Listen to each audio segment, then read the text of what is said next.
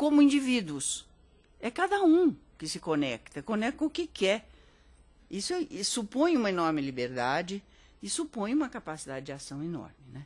Bom, eu já comecei a me entusiasmar aqui com as tecnologias de comunicação, mas eu quero avançar um pouquinho para adiante. Eu queria mostrar isso. Quer dizer, o nosso cotidiano está alterado, a nossa vida e a nossa sociedade, porque, evidentemente, são recursos tremendos que a gente nem imagina, não é? E quando esses recursos chegam, eles demoram um pouco, mas agora eles chegam para as camadas mais pobres. Por quê? Porque é uma pressão do mercado, eles têm que baratear, porque eles já vão ser...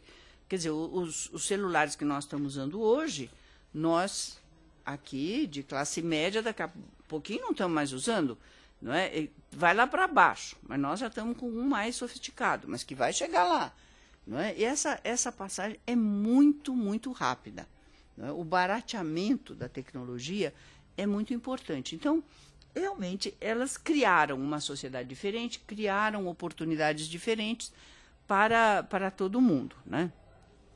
Esse mundo é um mundo onde o isolamento, ou se uma comunidade, ou se alguém quiser se isolar, é um custo. É muito difícil. Tem custo. Você se manter isolado hoje. Hoje você cai na conexão, nem que você não queira, como indivíduo e também como comunidade, né? Mas essa situação é muito, muito distinta daquela que eu queria trazer, que eu estudei quando era aluna na universidade, dos anos 40, dos anos 50.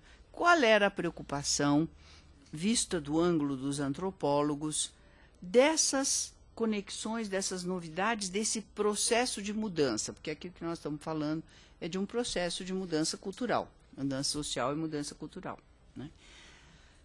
Nessa época,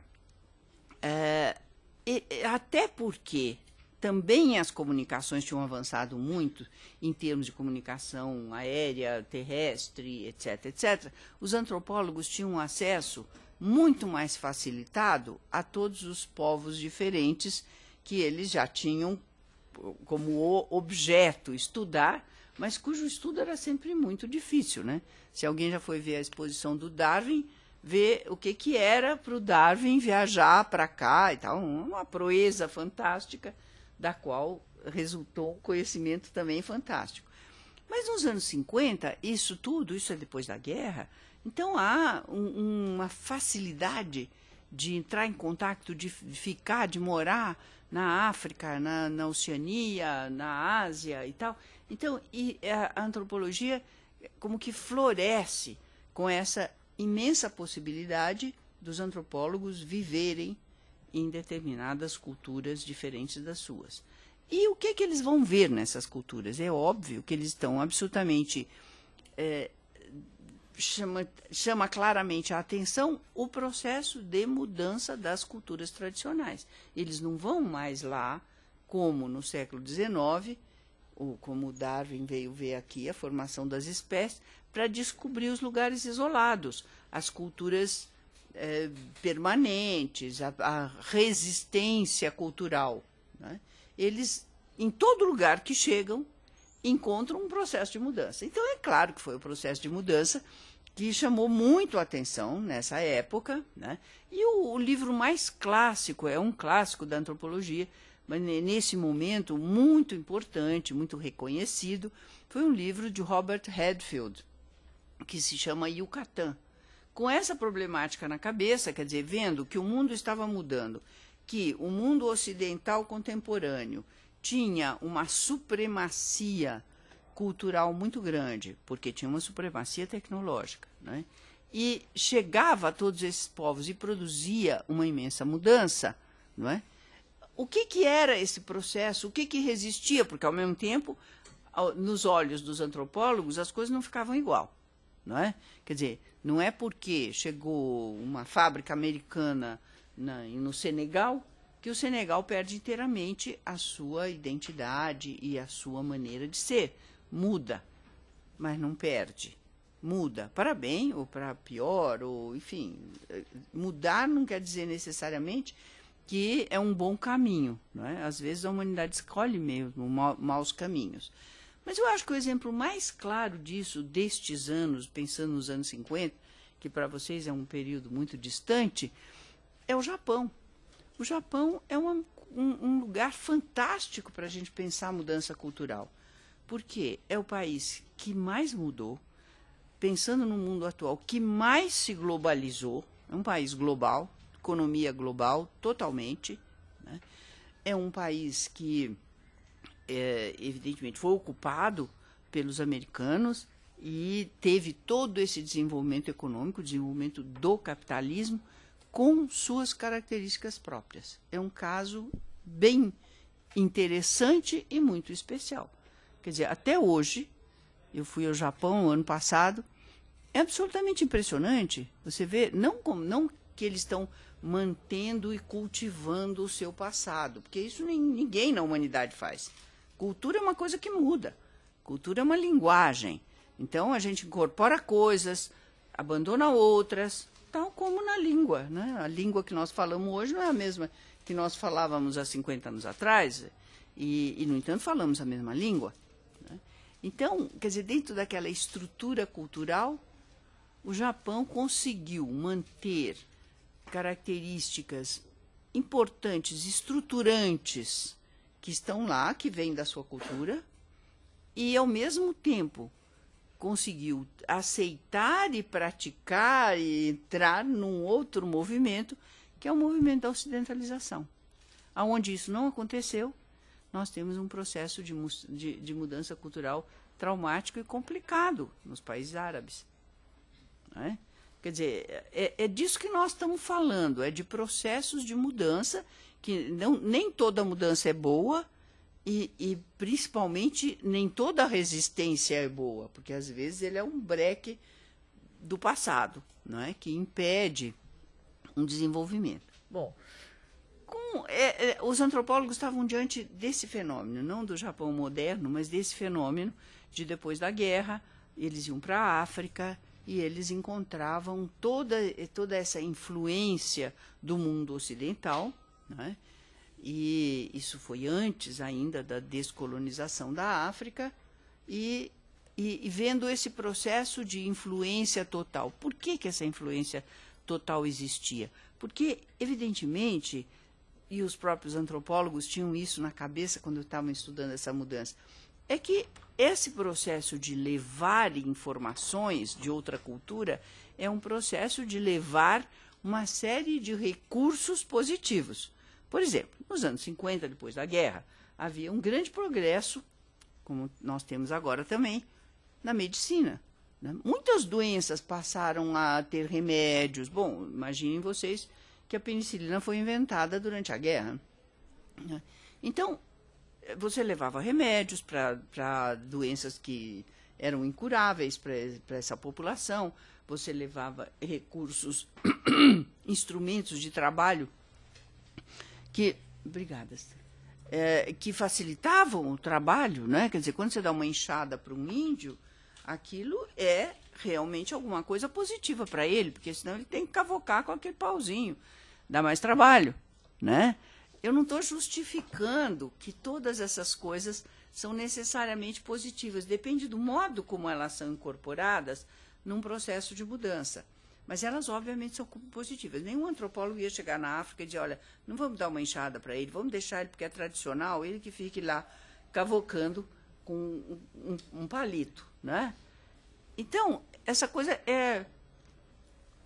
era muito interessante, porque é um processo de mudança que leva uma série de coisas positivas e que produz uma série de coisas negativas. Também o antropólogo, o que ele quer é, se possível, preservar todas as culturas, preservar essa diversidade cultural. Então, é difícil trabalhar com esse movimento, né? E realmente um movimento. Nós temos que trabalhar com o movimento.